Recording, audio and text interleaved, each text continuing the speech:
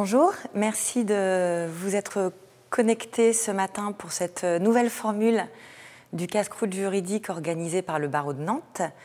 Un certain nombre d'annonces ont été faites pour le secteur culturel dans un communiqué du gouvernement le 24 avril et également par Emmanuel Macron le 6 mai. Où en est-on de ces mesures ?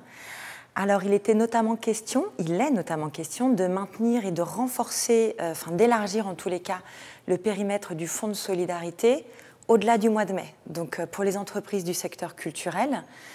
L'exonération de contributions et cotisations sociales. Alors là, on a un petit peu plus d'actualité. Hier, il se trouve que Gérald Darmanin, et donc le ministre des Comptes publics, ont envoyé un communiqué de presse qui confirme que les employeurs de moins de 250 salariés des secteurs de la culture seront exonérés de l'ensemble des cotisations et contributions patronales acquittées aux URSSAF.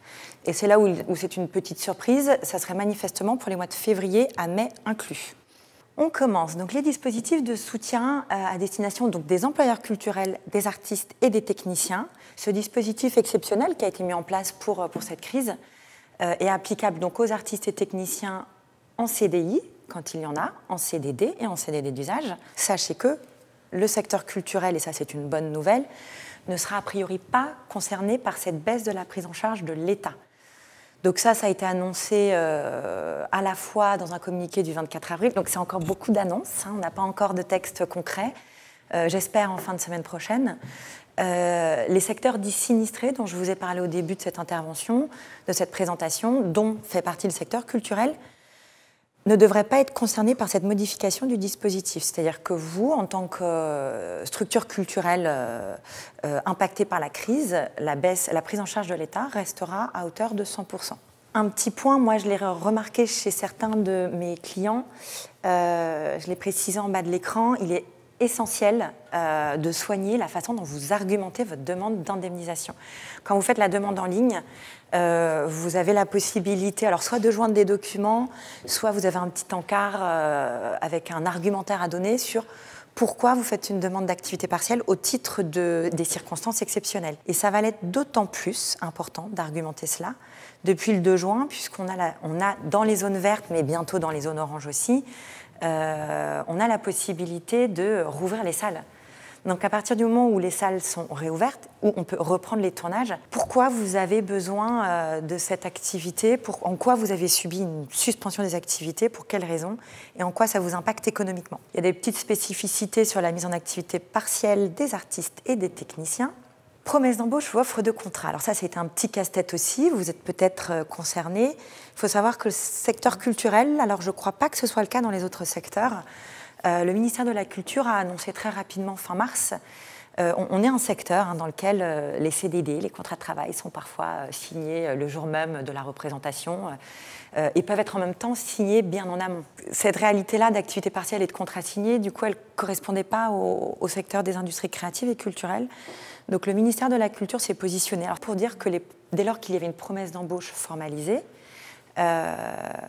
l'employeur culturel pouvait tout à fait faire une demande d'activité partielle. Donc, et il y avait une éligibilité au dispositif. Le report de date, pareil. Donc là, il y a eu tout un tas. En l'occurrence, j'ai eu énormément de questions sur les reports de date, puisque l'idée, c'était de ne pas annuler les spectacles, mais peut-être de dire, bon, c'est annulé en avril, on va essayer de le reporter au mois de septembre.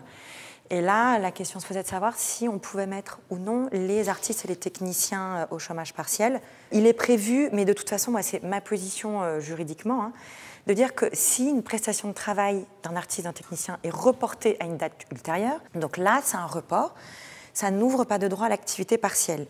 En revanche, quand il y avait des annulations et on se disait peut-être qu'on va essayer de faire des reports en septembre, mais on ne sait pas trop ce qu'on aura le droit de faire en septembre, ce ne serait pas considéré comme un report. Donc, dans ces situations-là, vous pourriez faire une demande d'activité partielle. L'indemnité légale minimum pour les artistes, il nous a été précisé par décret que ce n'était pas forcément évident de savoir pour un cachet, puisqu'un cachet, il n'y a pas de temps de travail. C'est un cachet, c'est une somme forfaitaire.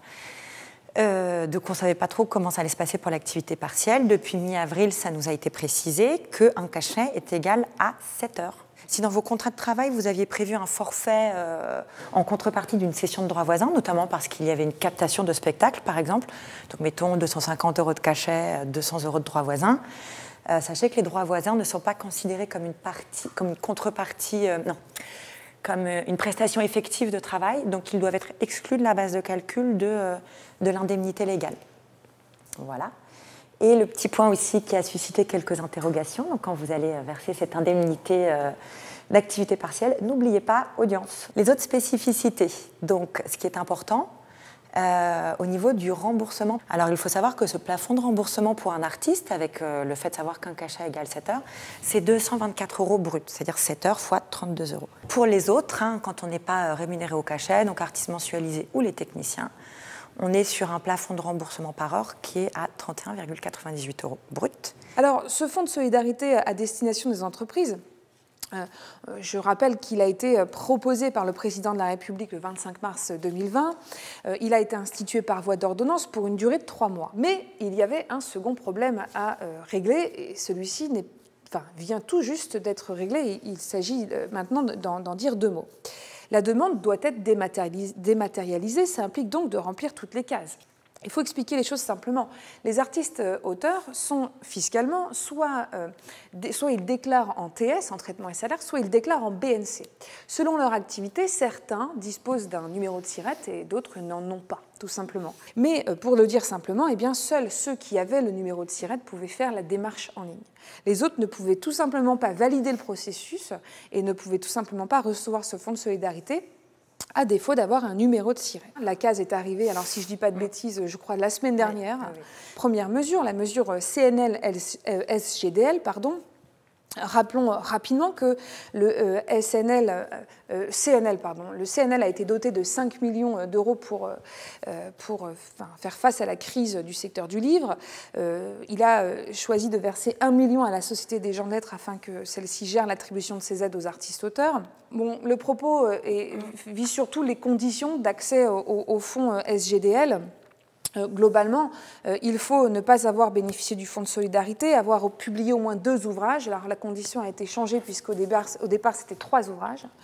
Et publié à compte d'éditeur, ça veut dire que déjà on exclut quand même une partie des artistes-auteurs qui sont en auto-édition. Et puis il y a des conditions de revenus, c'est-à-dire qu'il faut avoir touché moins d'1,5 fois le SMIC, ou alors 2 fois le SMIC lorsque les revenus artistiques représentent plus de la moitié de la totalité des revenus. D'abord, la première réflexion qu'on peut faire, c'est que ces conditions ont l'air beaucoup plus strictes. Toutes ces demandes sont finalement soulèvent en tout cas des questionnements et puis aussi des inquiétudes. Alors j'avance avec le CNM maintenant, le Centre national de la musique, et puis c'est 10 millions d'euros qui ont été attribués pour le secteur de la musique. Alors avec cette fois, un opérateur privé, la SACEM, pour gérer des aides qui, cette fois, ne seront plus de 1 500 €, mais pourraient être de 1 500, 3 000 ou 5 000 € selon la décision du comité du cœur des sociétaires de la SACEM.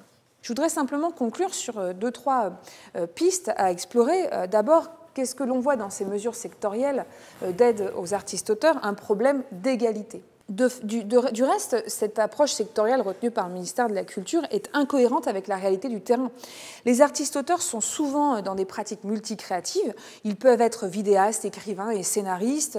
Et puis, au fond, leurs œuvres sont éditées par les mêmes industries culturelles. Moi, ce que je voudrais peut-être ajouter, là, pour conclure, c'est vraiment cette critique de l'approche sectorielle. C'est-à-dire qu'au fond, qu'on soit un artiste de la musique ou qu'on soit un artiste-auteur du livre ou des arts plastiques, on est tous confrontés aux mêmes difficultés de la crise sanitaire, et sans doute il aurait fallu que le ministre de la Culture aborde le problème de façon uniforme, c'est-à-dire essayer de prendre en charge, mettre en place un guichet unique qui finalement aurait reçu toutes les dotations que je viens d'évoquer. Je crois qu'il devient urgent d'agir, et je m'arrêterai sur ce mot-là. Donc merci beaucoup Stéphanie, c'était très intéressant, et puis j'espère que nous aurons vite des infos sur le secteur culturel et que vous ne serez pas...